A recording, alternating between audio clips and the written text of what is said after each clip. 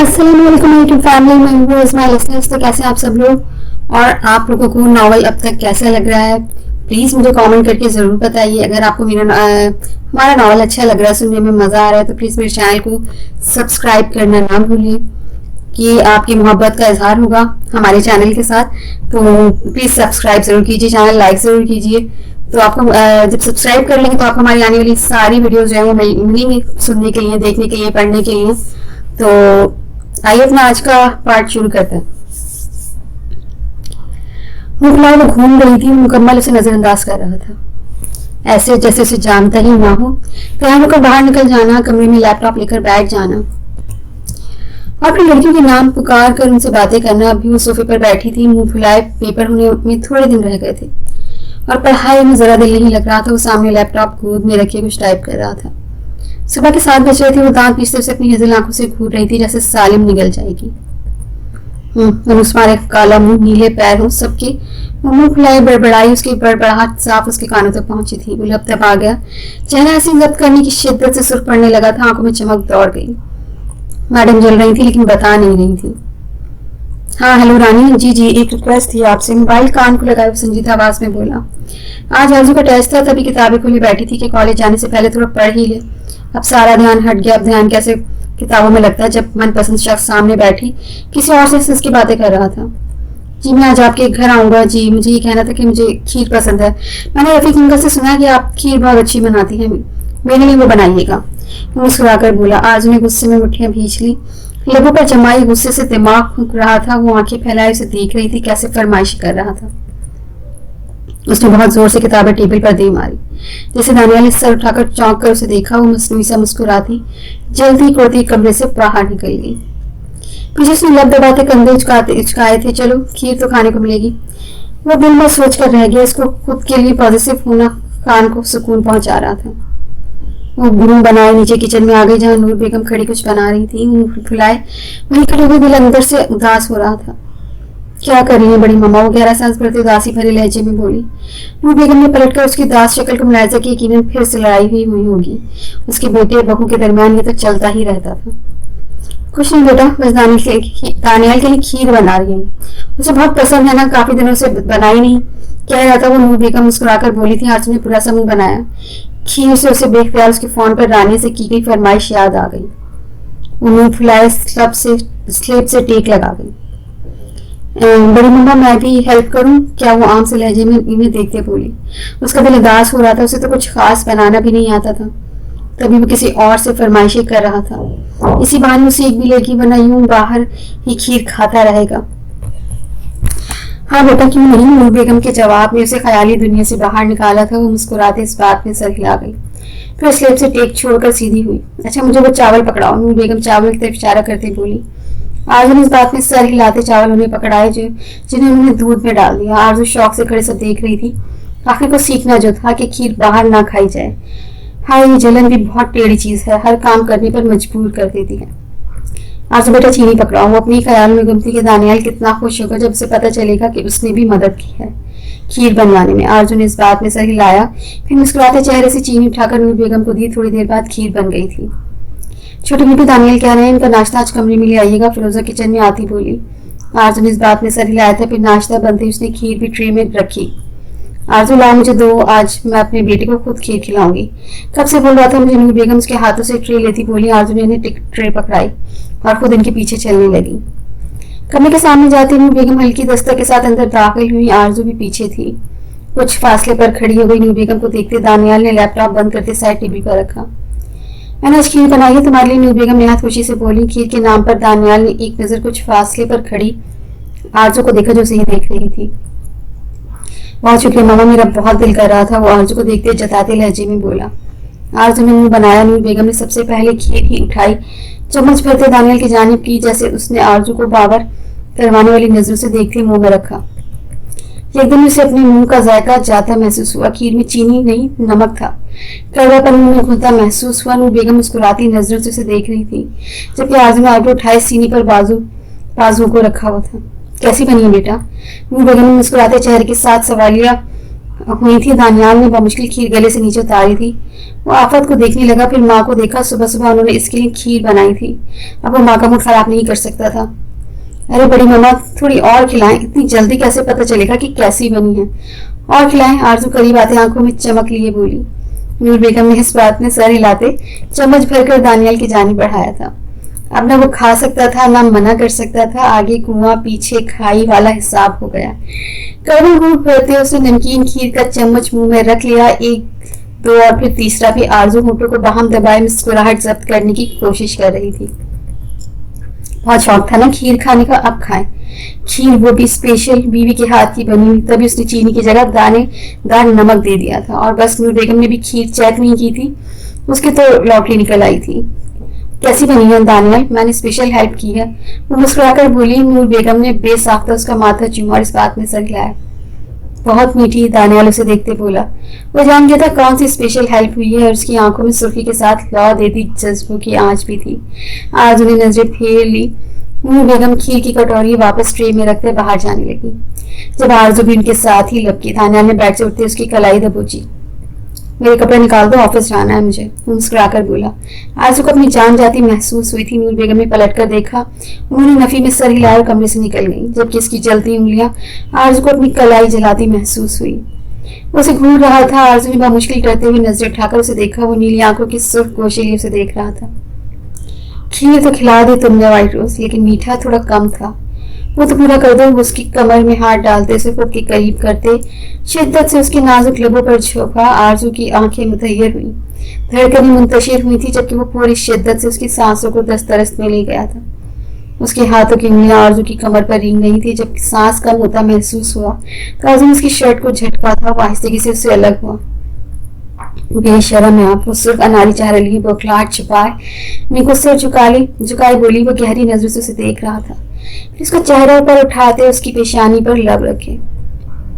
तुम्हारे मामले में बहुत ज्यादा। वो उसकी शर्म से लरसती पलकों को देखते सुकून तारी करते लहजे में बोला। तुम्हारे मामले में मैं हर चीज में आखिरी हद पर खड़ा हूँ व्हाइट रोज, चाहे वो बेशर्मी हो, इश्क हो या नफरत। उसके कान के करीब मिसमराइज करती आवाज में सरगोशी करता है। उसका चेहरा दहका गया। वो बेख्तियार उसके सीने से लगी थी। शर्म से पांव पर खड़े रहना मुहाल हो गया कि इनकार के डर से वो इजहार नहीं करती। प्यार तो करती है मगर इकरार नहीं करती। जब से सुना है उस लड़के को सादगी पसंद है, तब से एक लड़की सिंगार नहीं करती। वो इशार खींचे सहरज़दा सी आवाज में बोलता है। उसकी धड़कनें मजीद बढ़ा गया। शर्म से गाल मजीद दहक उठे थे। कितना खूबसूरत एहसास था। वो शख्स उसका है और फकत उसी का। सूरज की किरणें खिड़की से होती सीधा उसके चेहरे पर पड़ी थी। वो यूं ही 2 मिनट लेटा रहा, फिर आहिस्ते से आंखें खोली। उसने इधर उधर देखा, नजर साथ लेटे वजूद पर ठहर सी गई। उसके सीने पर सर रखी नींद में थी। चेहरे पर सुकून बिखरा हुआ था। माहिर ने बड़ी नरमी से उसके बालों में उंगलियां चलाई थी। उसका हर दर्द उस नाजुक अंदाम लड़की ने खुद में समेट लिया था। वो खुद को बहुत हल्का महसूस कर रहा था। आहिस्ते से करवट लेते उसने अपनी बटरफ्लाई के बाल माथे से पीछे करते एक सुलगता लम्स उसकी पेशानी पर छोड़ दिया। बटरफ्लाई, हम दोनों वहां खड़े हैं जहां बर्बादी हमसे एक कदम की दूरी पर है। उसके कान में सरगोशी करते कान की लू को लबों से काटता उसके खूबसूरत मासूम चेहरे को देखने लगा। लबों पर एक मुस्कुराहट बिखर गई। जब टेबल पर पड़ा मोबाइल जोर शोर से बजने लगा। उसके माथे पर बल नमदार हुए थे। उसके पास से उठते उसने मोबाइल उठाकर कान को लगाया। और कितनी देर तक इन्हें पकड़ कर रखना है? दूसरी जानिब से कासिम था। वो बहुत बेजार लहजे में बोल रहा था। माही ने पीछे मुड़कर एक नजर सुरही वहां पर डाली थी। वो लपेट गया, आंखों में सर पहन ठहर गया था। आ रहा हूँ। बेड से उठते उसने मोबाइल बंद करते साइड टेबल पर रखा। बाजू पर बंधी पट्टी को इग्नोर करते हुए फ्रेश हुआ। काले कपड़ों में उसने सर पर हैट रखी और कमरे से बाहर निकल गया। सीढ़ियों उतरता हुआ नीचे गया, फिर हॉल से गुजरता बाहर लॉन में आया। एक साइड आते उसने कासिम को देखा जो सर झुकाए लब दबाए खड़ा था। क्या तकलीफ पड़ गई थी? वो लब नीचे ठंडे ठार लहजे में बोला। कासिम ने आंखों से पास दरख्त से बंधे 2 आदमी को देखा। वो वही आदमी थे जिन्होंने कल रात हमला किया था। कुछ तो मारे गए, बस वो 2 आदमी बच गए थे। एक ही सवाल पूछूंगा, किसने भेजा था? वो लॉन्ग कोट में हाथ डाले संजीदगी से बोला। आदमी दर्द के साथ बंधे अपने आप को आजाद करवाने की कोशिश कर रहे थे। उनके चेहरे पर खौफ की लकीरें फैल गईं। नवाब ने, फावर के बड़े भाई ने, उनमें एक आदमी लड़खड़ाते लहजे में बोला। उसके माथे पर पसीने के कतरे नमूदार हुए थे। कोशिश अच्छी थी लेकिन इतनी भी नहीं कि मुझे मार सके। निहायत नरमी से वो बोला था कि कासिम ने चौंक कर उसे सुकून देते नरमी भरे लहजे पर उसे देखा। अलेक्जेंडर ने लॉन्ग कोट से हाथ बाहर निकाला। उसके हाथ में रिवॉल्वर थी। उसने दरख्त से बंधे दोनों आदमी पर फायर कर दिया। हवा में गोलियों की आवाज गूंज उठी थी। वो चीखी थी। अलेक्जेंडर ने पलट कर देखा। वो कानों पर हाथ रखे हैरत से उसे देख रही थी। ये दूसरी बात है जब उसने अलेक्जेंडर को किसी को मारते देखा था। माँ ने ख्वाब से फैली आंखों से उसे देखा। कितना सुकून था उसके चेहरे पर, जैसे उसने कुछ किया ही ना हो। उसकी आंख खुली तो पहली नजर बेड की दूसरी साइड पर पड़ी, लेकिन वहां कोई नहीं था। उठकर बैठी, कमरे में भी कोई नहीं था। माँ ने मुंह बसूरा उठी और फ्रेश होने वॉशरूम चली गई। बाहर आते हुए अलेक्जेंडर को ढूंढते साथ घर को देखते चल रही थी। घर काफी खूबसूरत था। जब कदम बाहर निकालते वो रुक गई। सामने हेड को देखते हुए समझ गई थी वो अलेक्जेंडर ही था, लेकिन जब उसने आराम से 2 आदमी पर गोली चला दी, माँ को अपना सांस अटकता महसूस हुआ। यहाँ क्या कर रही हो तुम? वो दांत पीसते बोला। माँ के जिस्म में खौफ फैल गया और जिसम कपकपाने लगा था। वो उसकी जानिब कदम बढ़ा गया। एक बार पलटकर कासिम को देखा, जिसका मतलब समझते वो लाशों को ठिकाने लगाना था। माँ की आंखों से आंसू गिरा। वो अभी सफाक था। तुमने मार दिया इन लोगों को? क्यों? माँ हैरत से बोली। अलेक्जेंडर ने बिजार नजरों से उसे देखा। माँ रोते हुए उसे देख रही थी। कितनी खुश थी वो उसने तो सोच लिया था कि वो इसे इन सब चीजों से रोक लेगी, अपनी मोहब्बत से, अपनी चाहत से, लेकिन उसकी खुशी की पहली सुबह ही उसके शौहर ने किसी की जान ले ली थी। उन्होंने मुझे मारना चाहा था और मुझे तकलीफ दी। मैंने बस एक ही चीज रिटर्न करता हूँ, मौत। वो सुकून आमेज लहजे में बोलता रिवॉल्वर वापस लॉन्ग कोट में रख गया। वहां हैरत से फैली आंखों से उसे देख रही थी। तुम बहुत बुरे हो, वह हैरत ज़्यादा लहजे में बोली, जैसे उस जवाब की तवक्का ना हो। उसे अलेक्जेंडर से वो धीरे से हंसा। वो मुस्कुराहट दिल और रूह घायल करने वाली थी। वहां हैरत से उसे देख रही थी। वो 2 कदम पीछे हुआ, फिर हैट उतार कर बाजू हल्के से खोलकर जरा सा झुकते दाद वसूल की। वहां सांस रोके उसके किए गए अमल को देखने लगी थी। तुम हमेशा सच बोलती हो बटरफ्लाई। वही जुमला उसके अंदाज पर वहां को झुरझुरी सी आई थी। अलेक्जेंडर कुछ फासले से कासिम की आवाज उभरी। जब हेड वापस रखते उसने इनकारा भरा कासिम तजब्जुब का शिकार खड़ा था। वो उसे बताए या ना बताए। वहां कमिश्नर खड़ा है। कासिम थूक निकलते मध्यम सी आवाज में बोला। माँ ने मेन गेट की जानिब देखा। वो शदीद खौफ में मुब्तला थी। वो आगे बढ़ने लगी। जब अलेक्जेंडर ने उसकी कलाई थामे से अपनी जानिब खींचा, वो सीधे उसके चौड़े सीने से आ लगी थी। किधर बटरफ्लाई? इजाजत नहीं लोगी शौहर से? वो चुकाकर बोला, साथ ही उंगली उसकी गाल पर घुमाते सहलाने लगा। माँ की रीढ़ की हड्डी में सनसनाहट सी हुई थी। मुझे मिलना है, वो नामाकों से बोली। मैं आहिस्ता आहिस्ता खौफ फैलने लगा। अलेक्जेंडर ने उसकी कलाई छोड़ दी। सुसर जी बहुत चालाक है, मुझ तक हमेशा पहुंच जाते हैं, लेकिन देर से। खैर कासिम, इन्हें बाइज्जत अंदर लाओ, वो रोबदार लहजे में बोला। साथ माँ की कलाई पकड़ते उसे खींचते अंदर ले आया। हॉल में रखी सोफे पर उसे बैठाए। वो खुद भी बैठ गया। माँ शिद्दत से अपने बाबा का इंतजार कर रही थी।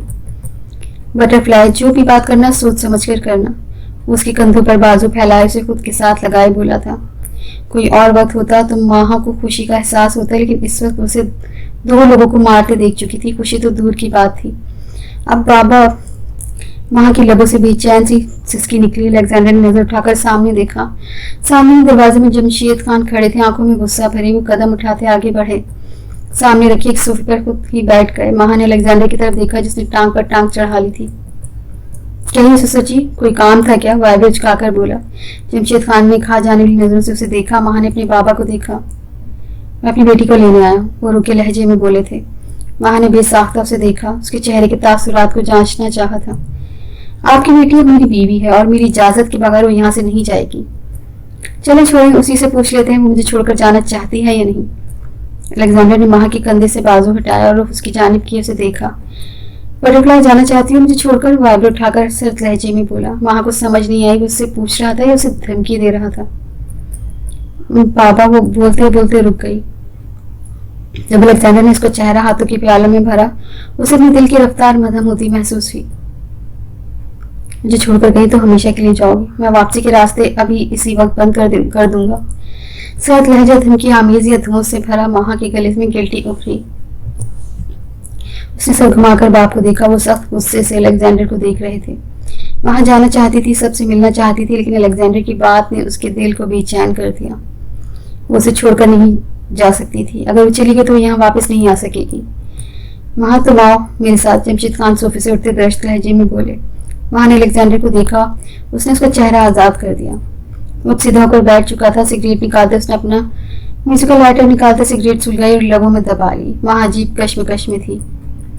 बाबा मुझे नहीं जाना, वो सर झुकाए बोली। उसकी आंख से एक आंसू गिरा। जमशेद खान ने बेयकीनी से बेटी को देखा। माँ ये तुम क्या बोल रही हो बेटा? तुम यहाँ रहना चाहती हो इस शख्स के साथ? तुम्हें पता ही कैसा शख्स है? जमशेद खान ने बेटी को बेयकीनी से देखते जिसे अलेक्जेंडर के बारे में बहुत कुछ बावर करवाना चाहा। बस बहुत हो गया, वो आपके साथ नहीं जाना चाहती, सुन लिया ना, अब जाए यहाँ से। अलेक्जेंडर खड़े होते माँ को वापस खुद से लगाते करख्त लहजे में रोब से बोला। जमशेद खान ने बेटी को देखा जो नम आंखों से नहीं देख रही थी।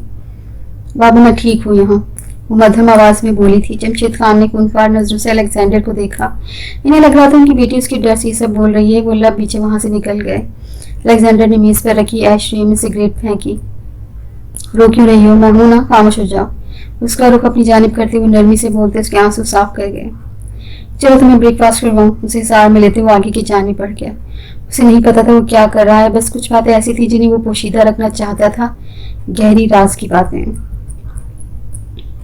आरजू ने आंखें मसलते जमाई रोकी। आज इतवार था। बेड से उठते उसने अलमारी से कपड़े लिए और फ्रेश होने वॉशरूम में बंद हो गई। फिर थोड़ी देर बाद वो फ्रेश से बाहर निकली। आईने में खुद को देखा, फिर कुछ सोचा क्यों ना दानियल को आज तंग किया जाए। वो मुस्कुराई थी जिससे गाल का गढ़ा गहरा हुआ था। तैयार होते वो बाहर निकली। हॉल में सब लोग बैठे थे, किसी जरूरी मसले पर बात कर रहे थे। कल सफीर साहब की तबीयत खराब हो गई थी, तभी दानियल उनके पास बैठा था। फिर जमशेद साहब ने वहां के ठीक होने की नवीद दी, जिससे सफिया बेगम को कुछ सुकून आया था। लेकिन अब वो अपनी बेटी से मिलना चाहती थी जिसके बारे में जमशेद साहब बात कर रहे थे। आरजू लब काटते आगे बढ़ी। दानियल ने नजर उठाकर उसे देखा। वो उसे इग्नोर कर रहा था ताकि उसकी दूरी का आरजू का एहसास हो, लेकिन यहाँ तो आफत उसे चारों शाने चित करने पर तुली थी। दानियल की नजर उसके सरापे पर ठहर गई। वो लब दबा गई थी। वो अच्छे से तैयार ही उसके लिए हुई थी। आंखों में काजल की लकीर खींची थी। दानियल ने नजरें फेरी। वो उसे काफी ज्यादा इग्नोर कर रहा था कल से, और अब जब्त करना मुश्किल लग रहा था। उसने चेहरे पर सर तासुरात सजाया और उसके वजूद से नजरें हटा ली। आरजू ने उसे घूरा। जो सोफे पर तासुरात लिए बैठा था, उसका दिल बार बार बगावत कर रहा था। अंदर सोए जज्बात को थपक थपक कर सुला रहा था। सुना आरजू की पतली सी बारीक आवाज पर दानियल ने सिर उठाकर उसे सुर्ख होती आंखों से घूरा। सब लोग हॉल में बैठे थे। उसके ऐसे पुकारने पर उनके चेहरों पर दबी दबी हंसी उभरी। खान, आरजू फिर से बोली। दानियल ने जब्त से मुट्ठियां बनाते हाथ बाहम जोड़ लिए। इसने आरजू की तरफ देखा जो सोफे की पुश्त पर खड़ी थी। बाबा, खान बाबा मुस्कुराकर बोली। इसकी बात पर सबने दांतों तले लब दबाए थे, जो खान कहने के चंद सेकंड बाद बाबा कह देती थी। जी बाबा, आप रेस्ट करें, आपको रेस्ट की जरूरत है। दानियल ने उस पर से नजरें हटाते सामने सोफे पर बैठे सफीर साहब को देखते संजीदगी से बोला। खान, आरजू बुलंद आवाज में फिर से उसे देखते बोली। दानियल ने नजर उठाकर उसे देखा। आली ने कहकर रोका था। खान बाबा कहाँ हैं आप? वो लब दबाकर बोली। उसके गाल का गढ़ा गहरा हुआ और दानियल सफीर खान को अपना आप उसमें डूबता महसूस हुआ था। वो उसकी शरारत साफ समझ रहा था, जो खान पुकारने के बाद दानियल के देखते ही बाबा पुकार देती थी। जी आरजू बेटा, खान बाबा दरवाजे पर खड़े बोले। आरजू ने लब काटे।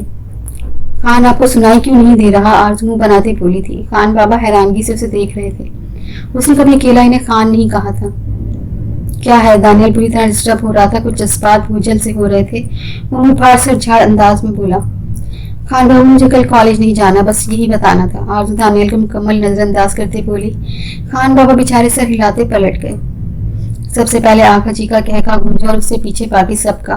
दानियल का चेहरा सुर्ख पड़ गया जबकि आरजू दांत निकाल रही थी। खान, आरजू फिर से बोली। दानियल अपनी जगह से उठा था और आरजू उसका इरादा भांपते पीछे की जानिब बढ़ी। बोलो, क्या मसला है? वो टेबल के पास से घूमता भागने के से अंदाज में उसकी जानिब लपका और इतनी ही फुर्ती से आरजू खान वहां से भागी। अब वो आगे भाग रही थी और दानियल सफीर खान उसके पीछे। वो बाहर निकल आई थी। इसका कह गूंज रहा था। दानियल सफीर खान को जिज करने का अपना ही मजा था। वो पिछले लॉन में चली आई थी। पीछे दीवार होने की वजह से दीवार के साथ लग गई, जबकि दानियल के कदम भी आहिस्ता हो गए। वो बहुत बोझल नजरों से उसे देख रहा था। वो एक जस्ट में उस तक पहुंचा था। वो एक कदम के फासले पर रुक गया। आरजू दीवार के साथ चिपक गई, जैसे दीवार में ही कहीं पैवस्त हो जाएगी। बोलो, सुन रहा हूँ, अब सुकून से बोलो। सहर तारी करती मध्यम गंभीर आवाज पर आरजू का दिल तेजी से धड़का। उसने उसकी नीली आंखों में देखा जहाँ कुमारी का नशा छलक रहा था। आरजू कान के गले में गिल्टी उभ रही थी, जबकि वो भूजल होते जज्बात पर काबू खोते उसके उदास होठों को सहलाने लगा था।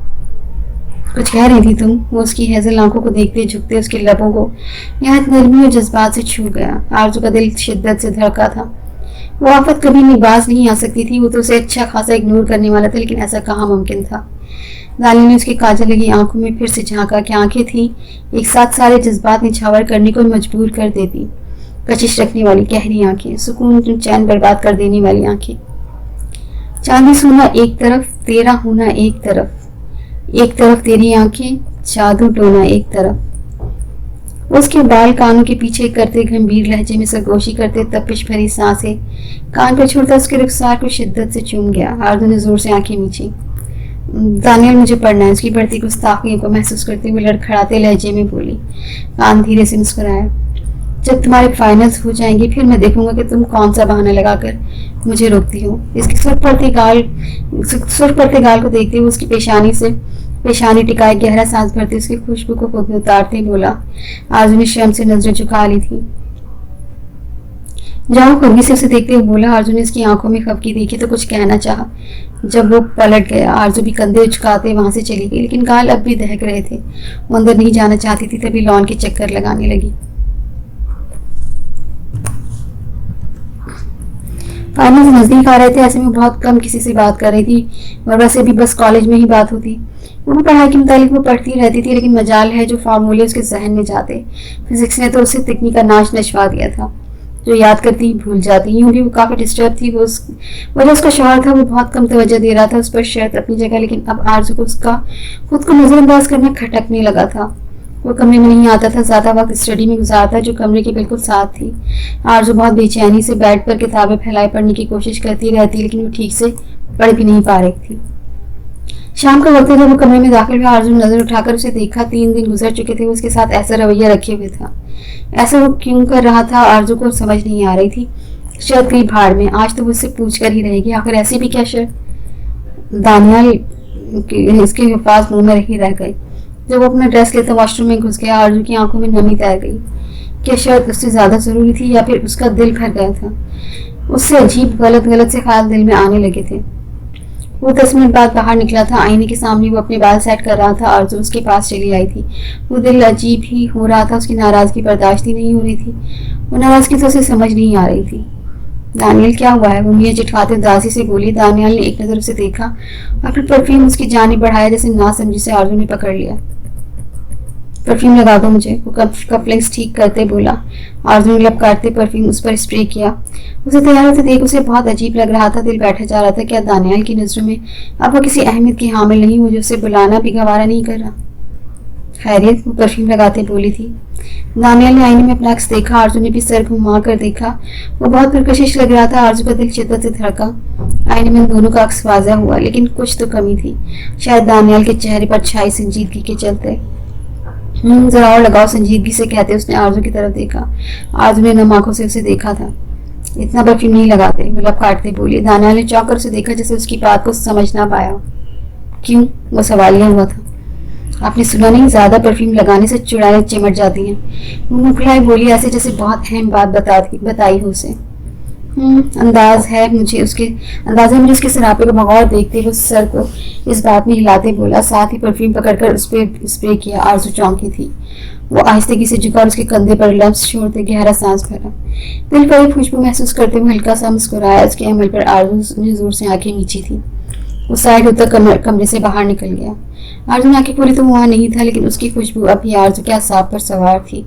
वो अभी उसे अपने हिसार में ले रहा था। लेकिन आरजू खान अपनी बेचैन थी। क्या था? अगर उसकी आंखों में आई नमी को महसूस करते उससे वजह पूछ लेता। वो काफी बदल गया था। साहबे साख्ता ही सोचते आरजू की आंखों से गर्म सयाल बह निकला। क्या वो वाकई बदल गया था? कितना तकलीफ का एहसास था वो आरजू को अपनी सांस अटकती हुई महसूस हुई। वो बैठ कर गिरते रोने लगी थी। उसका ना बोलना, उसे ना मनाना बहुत तकलीफ दे रहा था, दिल चीर रहा था। माहिर वो धीरे से बोली थी। चेहरे पर खुशी फैली हुई थी। काली आंखें खुशी के जज्बों से चमक रही थी। उसके कंधे पर थोड़ी रखते हिंकार भरते बोला। उसे बाहों में भरे ऊपर फुसू माहौल में बैठे थे। पुल साइड पर पुल के किनारे उसे बाहों में भरे थोड़ी उसके कंधों पर टिकाए बैठा था। माँ बहुत खुश थी, 1 हफ्ते से वो उसका बहुत ख्याल रख रहा था। अपनी तीली का छाला बनाकर रखा हुआ था। अब तो माँ का दिल उसकी मोहब्बत में डूबता ही जा रहा था। उसने पलटकर माहिल को देखती उसके गाल पर हाथ रखा। जैसे थाम कर माहिल ने लबों से लगाते आंखें बंद कर ली। माहिल, आप मुझसे मोहब्बत करते हैं? वो आंखों में उम्मीद लिए बोली। पिछले 1 हफ्ते से वो जिस तरह से उसका ख्याल रख रहा था उसे कोई भी देखता तो यही कहता। माहिल राना माँ की मोहब्बत में पूर डूब चला है। माँ के दिल को सुकून था, लेकिन उसकी लबों से इकरार चाहती थी। इस एहसास को महसूस करना चाहती थी, चाहे जाने के एहसास को दिल में उतारना चाहती थी। तुम्हें क्या लगता है? उसे देखते सवालिया हुआ था। हल्का सा नीचे झुकते उसकी नाक से नाक रगड़ते माँ के गाल पर गुलाल बिखरा। नहीं, आप मुझे बताएं, आप मुझसे मोहब्बत करते हैं? माँ को अपने गाल दहकते महसूस हो रहे थे, बल्कि लरसने लगी थी। माँ ने धीरे से उसके गाल को छुआ। मैं सबके सामने बताऊंगा बटरफ्लाई, मेरे दिल में तुम्हारे लिए क्या जज्बात है। उसके माथे पर सुलगता लम्स छोड़े वो बारी बारी उसकी आंखों को चूम गया। कब माँ की लबों से बेसाख्ता निकला था। वो शिद्दत से इंतजार कर रही थी उसके इकरार का। उसकी जल्दबाजी पर वो हंस दिया था। बताएं ना माहिल, कब करेंगे आप इकरार? आपको पता है आपके बगैर मैं हरगिज नहीं जी सकती। माँ उसे देखते बेचैनी से बोली। माहिल ने उसकी पेशानी से पेशानी टिकाई, गहरा सांस भरा। आज दोपहर आपके घर जाएंगे, वहां सबके सामने बटरफ्लाई में आपको अपने एहसास बताऊंगा। वो उसके लबों को हल्के से छूते बोला, फिर एक गहरा सांस भरा। वहां सांस रुक गई। वो घर जाएगी माँ ये सुनकर बहुत खुश हुई थी। माहिल, आप ये सब छोड़ दें, कुछ सोचते वो डरते डरते बोली थी। वो इस वक्त माहिल की जरा सी भी नाराजगी बर्दाश्त नहीं कर सकती थी, तभी बहुत सोच समझ कर बोली। छोड़ दूंगा। उसकी गर्दन पर लब रखे मसरूर लहजे में बोला।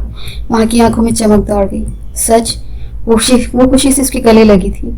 जिसमें माहिल ने उसकी गिरफ्त हिसार तंग कर लिया। चलते होठ उसके कंधे पर रखे थे, वो कसकसा कर रह गई। हाँ सच, आज के बाद मैं इन सब से आजाद हो जाऊंगा।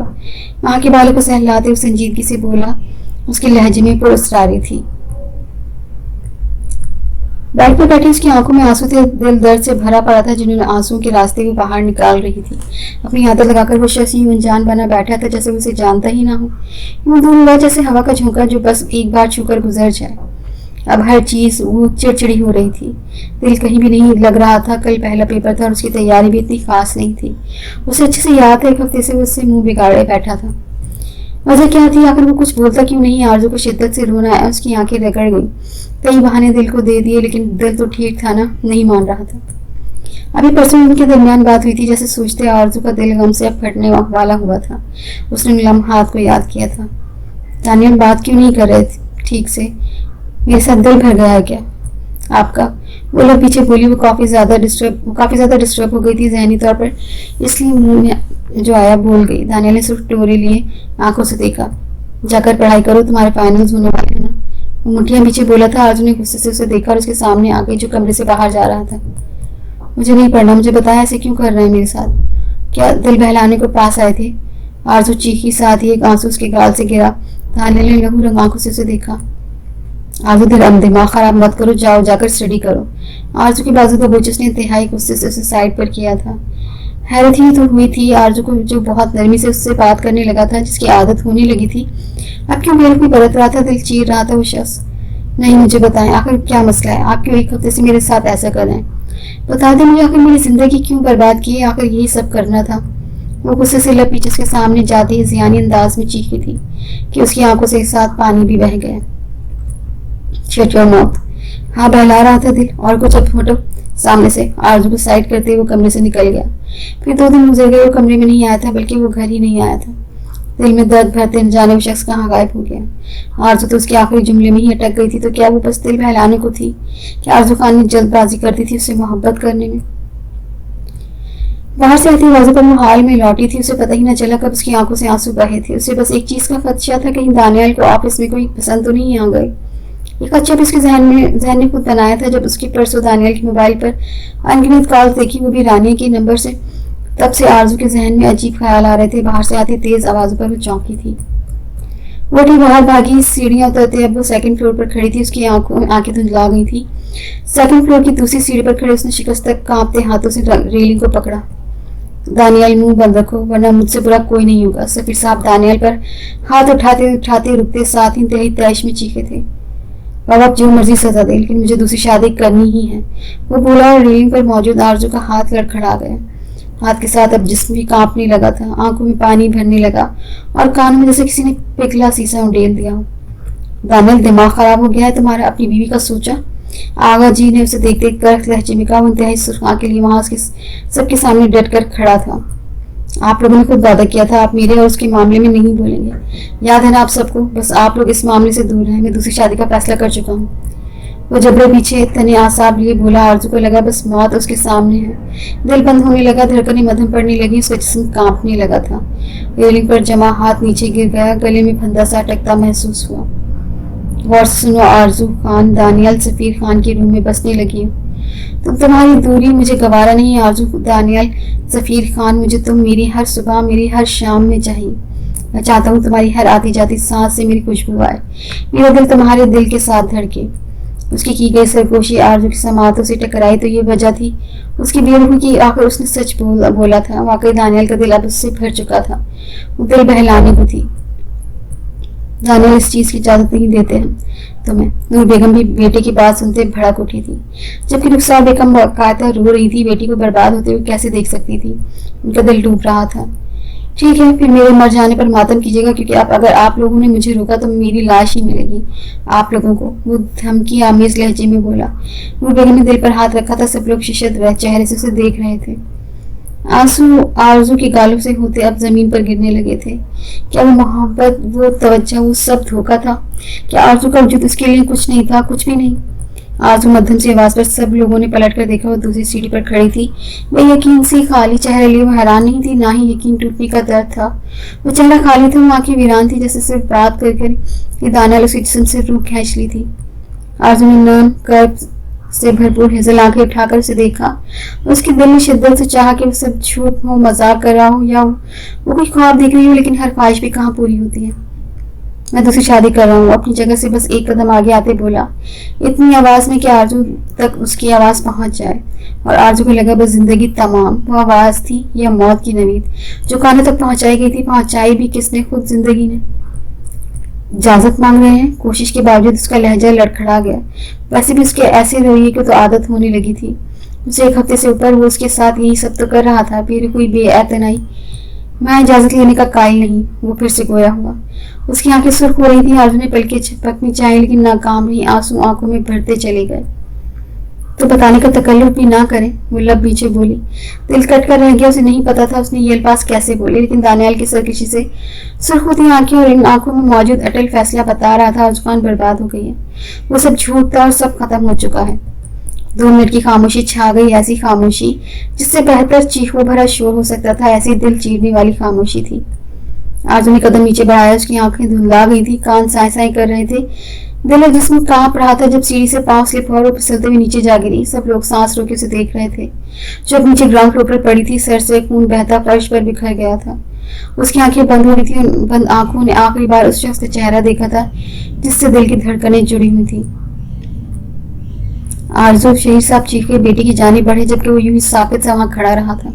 सब लोग उसकी जानिब बढ़े। शहीद साहब ने बेटी को उठाया और हॉस्पिटल की जानिब भागे। इनकी आंखों से आंसू जारी हो गए थे। इनका दिल कांप उठा था। आरजू खान का वजूद बेजान होने लगा था। अब वो वही खड़ा था जहां खड़े उसने आरजू खान को मौत की नवीद दी थी।